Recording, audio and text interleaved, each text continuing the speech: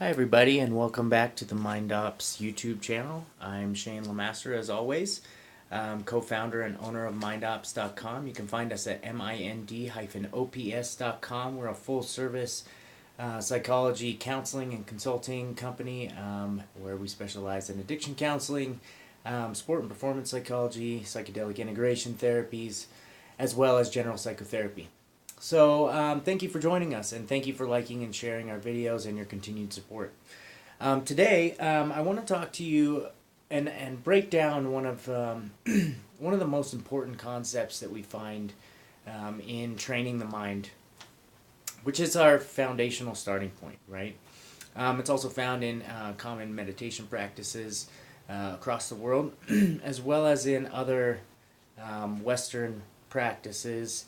I put Western in quotations because Western yoga often focuses a lot on breath work in a different way than they do in the originating countries of yoga. But we engage this aspect of ourselves all the time, the breath, right? Most of the time it happens very automatically throughout the day.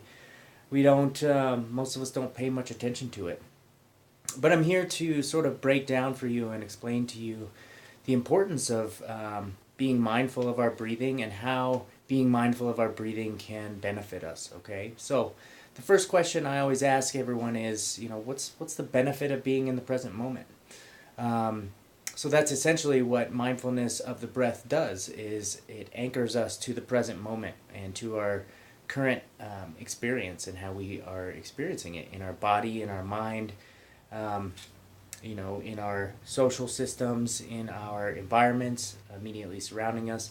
Mindfulness helps us engage all of those aspects and helps us integrate all this information.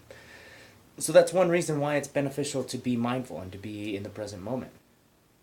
Another reason to be mindful and in the present moment, lots of benefits. On the performance side, we see increases in accuracy, increases in efficiency as far as work goes, or sports work, or athletic movements, or any sort of movement or activity that we're doing. The more mindfully we can engage in these things, we tend to just be better at them.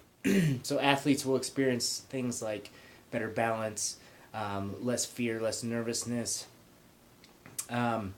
Releasing of internal dialogue that may be holding us back from performing at our best. Mindfulness can also enhance communication between people, therefore enhancing relationships between people. If you're mindful in a relationship, you're much more keyed into the other person as well as into yourself and your emotional responses to the conversation and what comes up. So we find benefits in work, we find benefits in hobbies, we find benefits in everyday communication and relationships. And that's one thing I really like about this tool, this mindfulness of breath, is number one, the breath is always available. So unlike with other meditation practices, we don't need a meditation cushion, we don't need a cell phone with a guided meditation on it, we don't need meditation bells or anything like that. We always have this tool available, which is the breath. So I want to break down for you guys in a little bit of what's going on with our breath as we are practicing mindfully in this realm. Okay, so I want to touch a little bit on the current state of modern Western psychology. So something that I've noticed most often through my work with addictions and with those suffering from addictions, but also in my personal work with others who are just seeking to enhance their mental performance, or for those who are trying to find remedies for mental health issues. What I'm finding is that we here in Western culture, and by Western culture I mean Western European, so that includes the United States, Canada, most of Europe, these countries, we are experts at avoidance behaviors. We're expert escape artists, you can put it. So we're great at managing conflict as it arises, managing chaos in our lives by escaping from it, and we choose to engage in activities like drinking, smoking, doing drugs, online gaming, messing around and distracting ourselves on our cell phone. We're just really good at escaping uncomfortable feelings and uncomfortable emotions. So that's kind of where most of us are starting, is that we have this hardwired into our neural pathways, into our thought patterns, into our behavior patterns, to escape the feelings of fear, of pain, of discomfort. Okay, and what we're asking you to do here with the mindfulness of the breath exercise is quite the opposite, which is sitting with your uncomfortable feelings, sitting with your uncomfortable thoughts.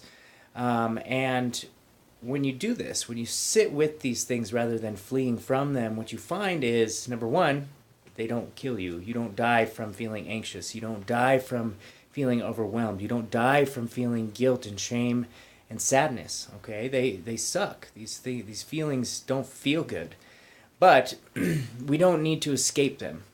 In fact, most of psychology would agree with me when I say that one of the most effective ways to overcome a lot of these negative emotions is to not escape, not to turn your back from it, but instead to turn around and face it, and to actually consider it, contemplate on what's going on. Sit with it and really try and understand and form a dialogue or a relationship. Try and form an understanding with these negative feelings so that you can understand them better, understand their root causes, and overcome those root causes. Okay, so I want to talk a little bit about the focus of mindful breathing. Okay, so this is like I said, it's a basic and foundational technique in meditation. Most of the meditations that I expose my clients to range from physically based meditations with body scans and progressive muscle relaxation to cognitively based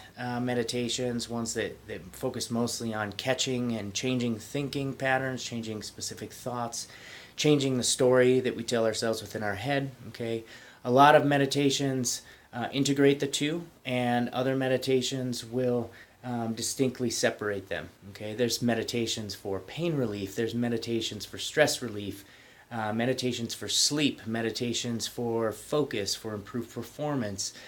There's all sorts of meditations out there, but at the basis of all these meditations is this mindfulness of the breath. So I suggest before starting a meditation or mindfulness practice, watch this video, share this video, and try and master some of these concepts, or at least start working towards mastery on some of these concepts. It will only serve to enhance your other efforts when you're trying out other different meditations for different reasons. Okay? So, what is the focus of the breath or the breathing meditation? Okay? When I describe breathing meditation to people, to keep it really simple, we're just sitting there breathing. Okay, we're giving ourselves the space to slow down and just breathe, and that's it, and that's okay, and just breathe and pay attention to that breath. Okay, we don't have to be anywhere, we don't have to do anything in that moment. The only instruction is to just sit there and breathe, and to feel what the breath feels like in your body. Okay, so the focus of the meditation is not so much on the thoughts you have about breathing, such as, am I breathing too rapidly? Am I doing this right? Am I breathing too shallow? Oh my goodness, I'm freaking out because I'm not doing this right? These are all thoughts about breathing. Instead, the focus of the mindfulness of breath meditation should be on literally the felt physical sensations that you feel in the body. So for example, the inward breath through your nose is often more cooling temperature-wise. You'll notice this difference once you start paying attention, that the in-breath is usually cool, and then the out-breath, once it's been warmed up by your body, tends to be a little bit warmer. So you'll start to know little differences like that. You'll start to notice whether your breath is shallow or deep, right? And it'll give you the ability to have a little bit more control over this, to actually feed your body with more oxygen with deeper breaths. Okay, you're going to notice things like physical sensations of your chest or your belly moving in and then contracting back when you exhale. All of these things, the little tickle on your nose hair that you feel as air passes by, or the sound that your breath makes as you inhale or exhale. Okay, all important factors to pay attention to. But the key is to focus on these physical sensations of the breath work, okay? And I'll explain a little bit more in detail with this. We could think of these physical sensations within the body just for now, I want you to think of a metaphor of an anchor. Okay, so these physical sensations are anchors within our body that we can always rely on to ground ourselves when there's chaos going on. So think of these things as an anchor, something that is solid, firm, and always available and always at your disposal if you choose to engage in them. Okay, so I'm going to break down for you a little bit what's going on during a breath work as far as what sort of change processes are happening, because although it seems like a very simple exercise, and it is fairly simple, once you get started, you also know that it becomes quite difficult to hold your attention on the present moment and to maintain that. So the nature of the mind is for it to wander, and I'm going to break down a little bit of what's going on in the mind, as well as some of the multifaceted benefits that come from engaging mindfulness of the breath. Okay, so I'm going to take you over here to the whiteboard and break this down for you a little bit. Okay, so we'll start here. The 3 levels of change. Okay, so meditation is ripe. It's a ripe training ground for personal development and self-growth. And I see meditation as affecting us on 3 levels right off the bat. And there are other levels that it affects us on, such as our spiritual or transpersonal level. But for now, we'll just stick to these 3 levels, okay? So the first level is on the brain level, okay? And this is literally meaning the physical components of the brain are being positively changed by meditation. There's lots of good studies to show that mindfulness meditations can help to deprogram hardwired neural networks in our brain associated with poor habits, poor behaviors, poor response patterns, and all sorts of maladaptive parts of ourselves. So what we're doing with meditation is we're literally dewiring or deprogramming these neural pathways in our brain, and then training up or strengthening new neuronal pathways that promote better, more healthy habits. Things like healthy thought patterns can be ingrained if engaged over and over again. Healthy eating habits can be ingrained over and over again. Okay, just like that. That's what we're doing literally with the physical structure of the brain with this mindfulness type meditation. We are rewiring the brain. So on another level, on the mind level, and I separate it from the brain level because we don't know where the mind is contained. We don't know if it's in the head or if it's somewhere else. But this concept of the mind we're all familiar with, this internal landscape within us that seems pretty infinite, okay?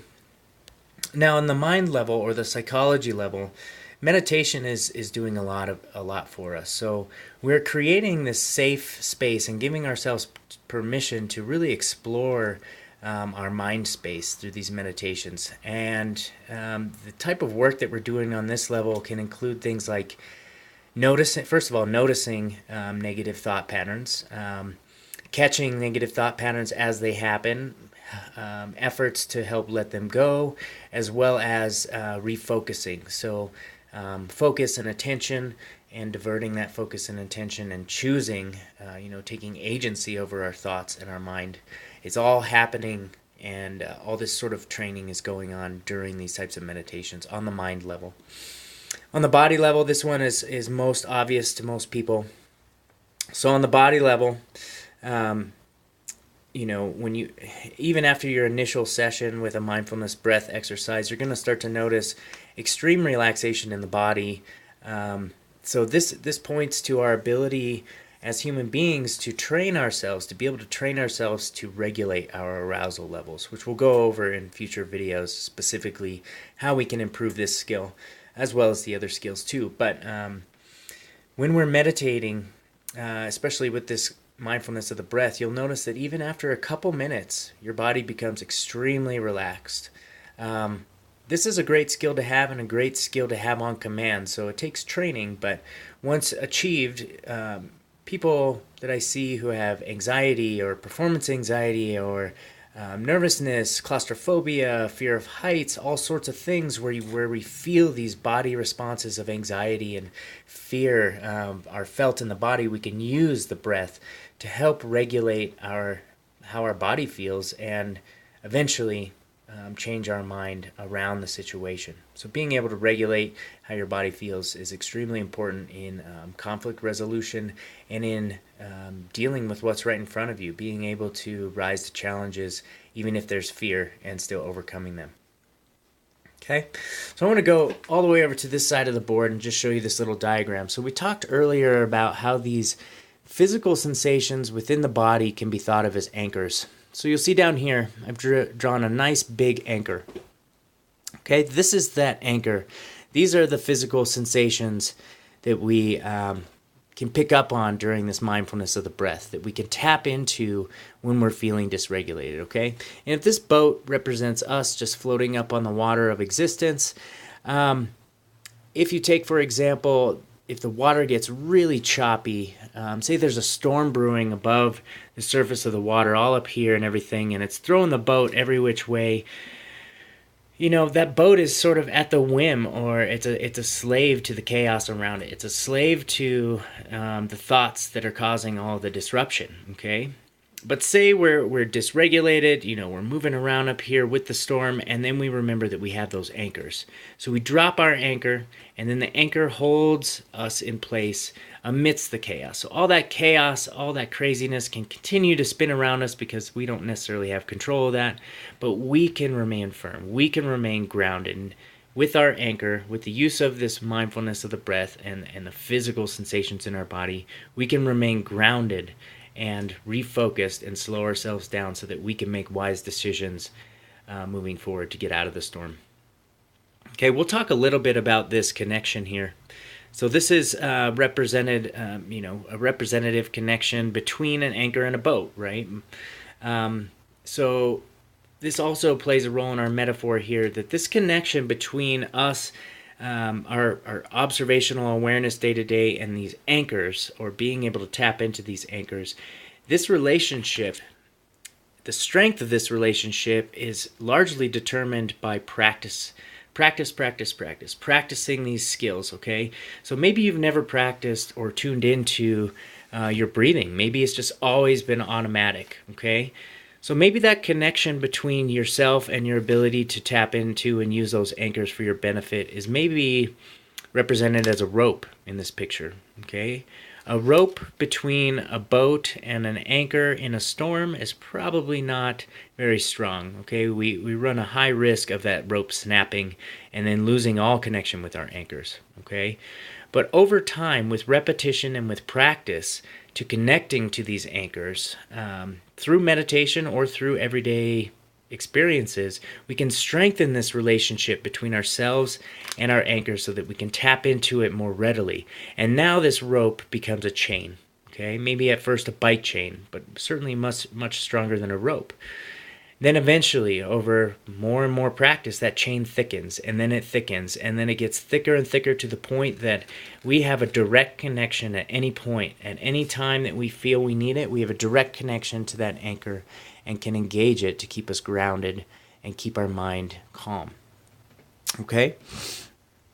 So we want to go a little bit over to this concept of attentional focus and the amount of resources we have in our brain. Okay, so our brains are much like computers in this sense. A computer has a working memory system, a certain capacity for energy expenditure and work to be done on your computer. If you have a certain working memory and you open up too many tabs on your computer, and you force your computer to do so much work that it's near capacity, you run the risk of your computer crashing. You run the risk of functions and performance slowing down on your computer. Well, the same thing happens in our brain. Our brain has a very finite capacity of attentional energy that we can devote to any number of things, okay? So if you take your entirety of your mental energy as represented by these circles, okay? So each one of these represent 100% of your mental energy. If most of our mental energy, say 75 to 80% of our mental energy throughout the day is spent in thoughts of the future, represented by the F, and only maybe a quarter to a third is spent in mindfulness or present moment awareness. If we're living, if we're spending that much energy in the future, we're literally living most of our lives. 80% of our daily experience is in the future, right? And how much of the present are we missing out because of this? Lao Tzu, a famous Chinese philosopher many hundreds of years ago, had a saying that if you're living in the future, you're anxious. If you're living in the past, you're depressed. But if you're living in the present moment, you find happiness. Okay? These diagrams depict exactly what he's saying, that if we're spending most of our life, if we're living in our heads in the future, we're going to experience anxiety. If we're living in our heads in the past, represented by the P here, then we're going to feel depressed. Okay? And if we're living most of our life in the present moment or being mindful, represented by the M, we're going to find a lot more happiness. Okay? That's not to say that thoughts of the future or thoughts of the past are not useful. Okay? I'm talking about living in the past or future, spending the majority of our time in the past or future. That becomes a problem.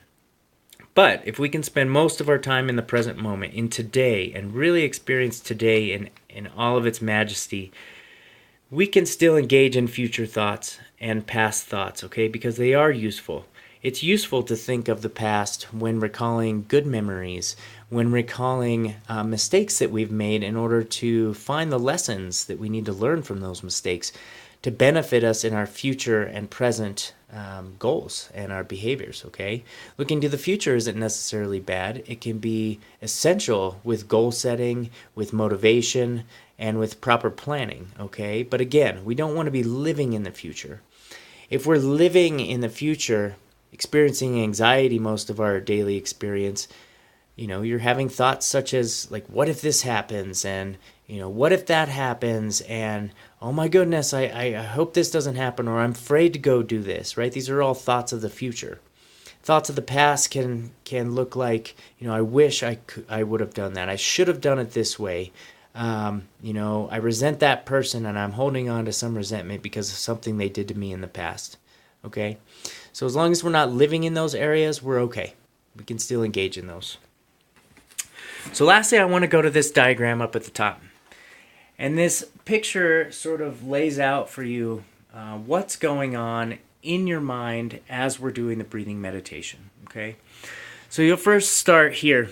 So this blue line represents the passing of the present moment across time. Okay, so this is our daily experience from start to finish, the passing of the present moment. So from moment to moment to moment to moment to moment, it just continues and continues to go.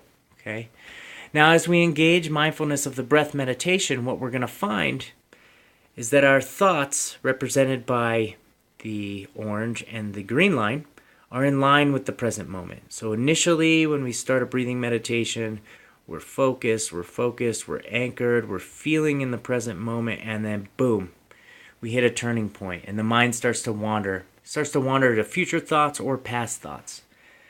Now, I want you all to know that this is completely normal. This is the normal state of the mind, which is to have thought associations come and go. It's to put patterns together to make sense of the world, okay? So don't beat yourself up. Please, please, please don't beat yourself up for getting distracted by past or future thoughts, okay? This is part of the practice. So we start the meditation out, we're in tune, and then we have a future or a past thought, okay? Anytime you're in this mindfulness of breath meditation, paying attention to those anchors and trying to devote as much of our attention to these anchors as possible, what that does is, in effect, it limits the amount of attentional space allowed or available to devote to thoughts of the future or thoughts of the past. So let's fill up our mind space with present moment, and it will reduce the availability of mental space that could be taken up by past or future thoughts. But it happens. We're staying mindful, and these thoughts still pop in. So when we choose to follow these thoughts, okay, we're no longer in the present moment. And the longer we follow these thoughts, the further away from the present moment it takes us. Okay, you can see that here. Some thoughts we follow and follow